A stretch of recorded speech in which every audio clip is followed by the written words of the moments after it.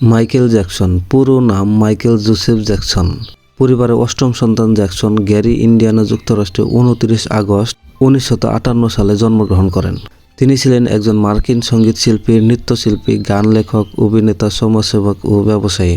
পৃথিবীর ইতিহাসে সবচেয়ে জনপ্রিয় এবং সবচেয়ে বেশি বিক্রিত অ্যালবামের সঙ্গীত শিল্পীদের মধ্যে তিনি অন্যতম। তিনি মাত্র 5 বছর বয়সে 1963 সালে পেশাদার সঙ্গীত শিল্পী হিসেবে আত্মপ্রকাশ করেন। প্রথমে সঙ্গীত গোষ্ঠীর সাথে গান করতেন। 1971 সালে একক গান করা শুরু করেন। মাইকেলের 5টি অ্যালবাম বিশ্বের সর্বাধিক বিক্রিত রেকর্ডের মধ্যে রয়েছে।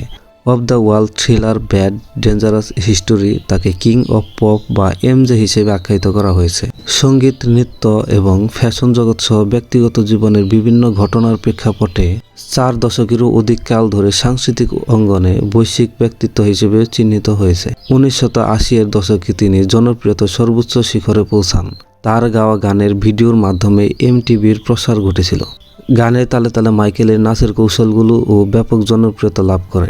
মাইকেলের জনপ্রিয় নাচের মধ্যে রোবট ও মনুয়াক রয়েছে। মনুয়াক হচ্ছে সামনের দিকে হাঁটার ভঙ্গি করে পিছনের দিকে যাওয়া। তিনি পপ সঙ্গীত ও মিউজিক ভিডিওর ধারণা পাল্টে দেন। মাইকেল জ্যাকসন 2 বার rock and roll of fame নির্বাচিত হন। সঙ্গীত জগতের কেউই এত ক্যাটাগরিতে হল অফ ফেমে নিতে পারেননি।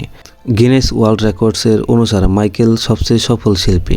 13টি গ্র্যামি অ্যাওয়ার্ডস, 13টি 1 নম্বর একক সঙ্গীত এবং 35 কোটিরও বেশি মাইকেলের অ্যালবাম বিক্রি হয়েছে। তিনি আমেরিকান সঙ্গীত পুরস্কার 26 বার, বিলবোর্ড সঙ্গীত পুরস্কার 4 বার, ব্লকবাস্টার এন্টারটেনমেন্ট পুরস্কার 1 বার, ব্রাভো অটোস 10 বার, BMI আরবান অ্যাওয়ার্ডস 2 বার, ব্রিট অ্যাওয়ার্ডস 5 বার, ইকু অ্যাওয়ার্ডস 1 বার, জুনো অ্যাওয়ার্ড 1 বার, MTV EMAD অ্যাওয়ার্ডস 1 বার, MTV MMAS অ্যাওয়ার্ডস 1 বার, MTV VMAS 4 বার, NAACP ইমেজ পুরস্কার 7 বার, NRJ মিউজিক অ্যাওয়ার্ডস 1 বার, পিপলস চয়েস অ্যাওয়ার্ড 4 বার, রক বজর্নেন 2 বার, রিদম এবং blues music hall of fame 1 বার, সোল ট্রেন 10 বার, ওয়ার্ল্ড মিউজিক অ্যাওয়ার্ড 12 বার জয় করেছেন। কারি ডলার আয় করেছেন। ফোর্বসের মতে তার বার্ষিক আয় ছিল $350 মিলিয়ন।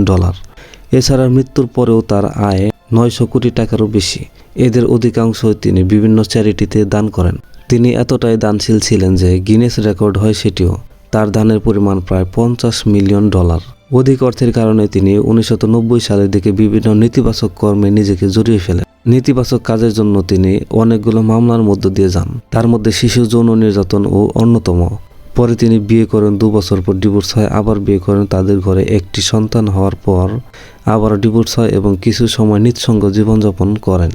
এই কিংবদন্তিকে ঘিরে সবচেয়ে জনপ্রিয় যে গল্প প্রচলিত তা হলো নিজের আয়ু বাড়াতে চেয়েছিলেন তিনি। বলা হয় 150 বছর বাঁচতে চেয়েছিলেন মাইকেল জ্যাকসন। এজন্য একদল চিকিৎসক নিয়োগ দিয়েছিলেন। বাসায় মেডিকেলে সব সরঞ্জাম স্থাপন করেছিলেন।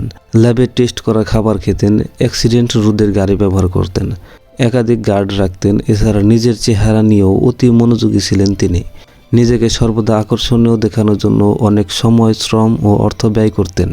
25 জুন 2009 লন্ডনে তার কনসার্ট রেসিডেন্সিয়াল শুরু হওয়ার 3 সপ্তাহেরও কম সময় আগে সমস্ত টিকিট বিক্রি হয়ে গেছিল। জ্যাকসন কার্ডিয়াক অ্যারেস্টের মাত্র 50 বছর বয়সে মারা যান।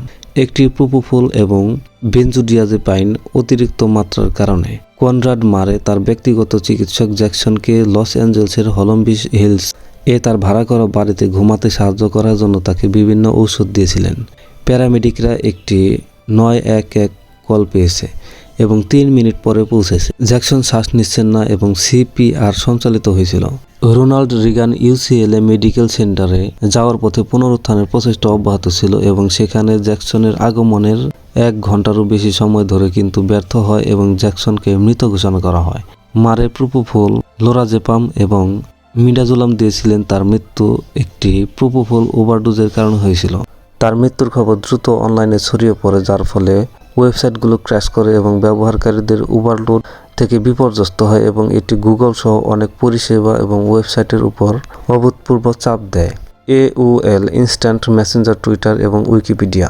MTV এবং BET জ্যাকসনের মিউজিক ভিডিওর ম্যারাথন সম্প্রচার করে এবং সারা বিশ্বের টেলিভিশন স্টেশনে প্রচারিত হয়।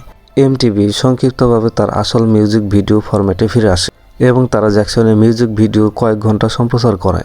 যেখানে এমটিভি ব্যক্তিত্ব এবং অন্যান্য সেলিব্রিটিদের প্রতিক্রিয়া সম্বলিত লাইভ নিউজ করে 25 জুন মাইকেল জ্যাকসন মারা যান। মুহূর্তে থমকে যায় বিশ্বের সঙ্গীতাঙ্গন। খবরটি প্রথম প্রকাশিত হয় মার্কিন গণমাধ্যম TMZ-এ। পাঠকের চাপে তাদের ওয়েবসাইট ক্র্যাশ করে, শুধু তাই নয়, সার্চ ইঞ্জিন গুগল পর্যন্ত আধা ঘন্টার জন্য সাইবার জটিলতায় ছিল। মৃত্যু পরবর্তী মাইকেলের চিকিৎসককে 4 বছরের কারাবাস দেওয়া হয়।